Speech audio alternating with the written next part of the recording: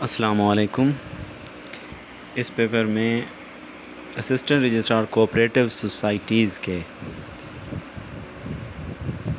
Paper 4 کے لیے کچھ MCQs دیے گئے ہیں جو کہ PPSC کے پاس پیپر سے لیے گئے ہیں، اور یہ PPSC کا انسپیکٹرس کوآپریٹو سوسائٹیز 2015 کا پیپر ہے، اس میں سے یہ شارٹ کویسچن لیے گئے ہیں۔ انسپیکٹر اور انسپیکٹرس کوآپریٹو سوسائٹیز 2015 کے پیپر میں زیادہ تر کویسچن کوآپریٹو موومنٹ سے ریلیٹڈ تھے یا کوآپریٹو رولز اینڈ لاز سے ریلیٹڈ ہیں، تو اس میں وہ امپورٹنٹ کویسچن دیے جا رہے ہیں جو کہ اسسٹنٹ رجسٹرار کے پیپر 4 کے لیے اہم ہیں۔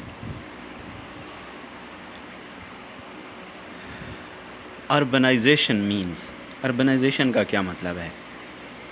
دا answer is population shifts from rural to urban areas, یعنی دیہاتی سے شہری علاقوں کی طرف لوگوں کا شفٹ ہونا اربنائزیشن کہلاتا ہے۔ Urbanisation in Pakistan started as a result of industrialization. Answer is industrialisation. Pakistan میں اربنائزیشن کس چیز کے نتیجے میں شروع ہوئی؟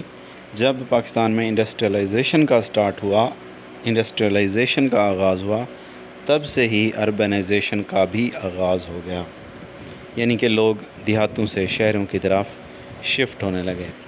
Pakistan is a land of, the answer is agriculture, یعنی کہ پاکستان ایک زراعت کی سرزمین ہے۔ What are determining factors to produce goods by farmers? The answer is power, prestige, profit. یہ تینوں فیکٹرز ہیں which are determining factors to produce goods by farmers. Rural community development encompasses a range of approaches that aim to improve the welfare and livelihood of people living in dash. یعنی rural community development کیا چیز ہے؟ تو یہ welfare اور لوگوں کے لیولیہڈ improve کرنے کے لیے ہے، اور کس ایریا کے لوگوں کے لیے ہے؟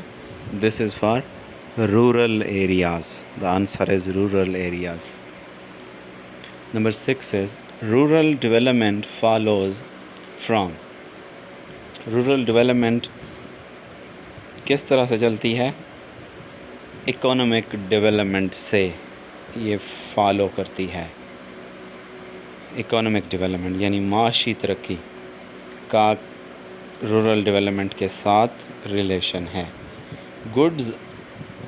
Goals of rural development are priority to agriculture and rural development, empowering rural women, ensuring food and nutritional safety. تو یہ تینوں چیزیں ہیں، گولز ہیں جو کہ رورل ڈیولپمنٹ کے۔ Rural development policy is required in order to, تو یہ رورل ڈیولپمنٹ پالیسی کس لیے ہے؟ To reduce inequality and improve income. Movement from rural to urban areas is called urbanization. This is the basic unit of organisation of Pakistani social life. Village یعنی کہ پاکستانی جو social life ہے اس کا basic unit کیا ہے؟ تو اس کا بیسک یونٹ ہے، یعنی سوشل لائف ایک ولیج سے سٹارٹ ہوتی ہے۔ Village bylaws means, bylaws کا کیا مطلب ہوتا ہے؟ Corporations rules and regulations, bylaws means rules and regulations. Dash is known as an order to appear or present evidence before court. The answer is summons. تو سمن کیا ہوتا ہے؟ کہ ایک آرڈر ہوتا ہے جس کے تحت آپ کو کورٹ کے سامنے حاضر ہونا ہوتا ہے، یا آپ نے ایویڈنس پرووائڈ کرنے ہوتے ہیں، ایویڈنس پیش کرنے ہوتے ہیں کورٹ کے سامنے، تو اس کو ہم کہتے ہیں سمن۔ Dash is known legal proceedings and are commenced by a petition, suit.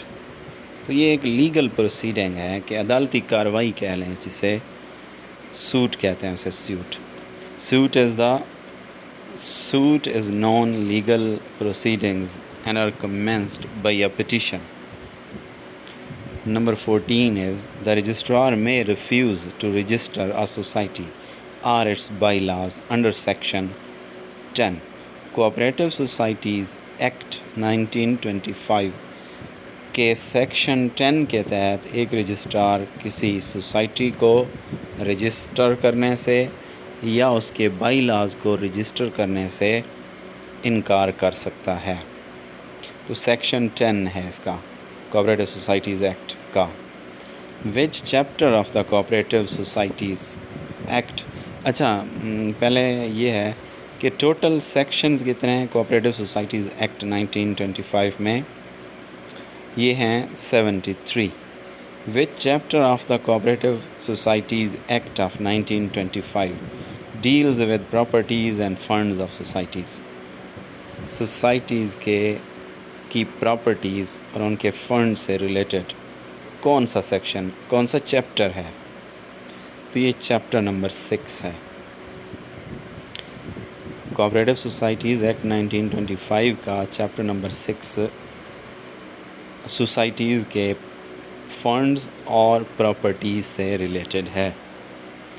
बहुत शुक्रिया, बराए मेहरबानी सब्सक्राइब कीजिए।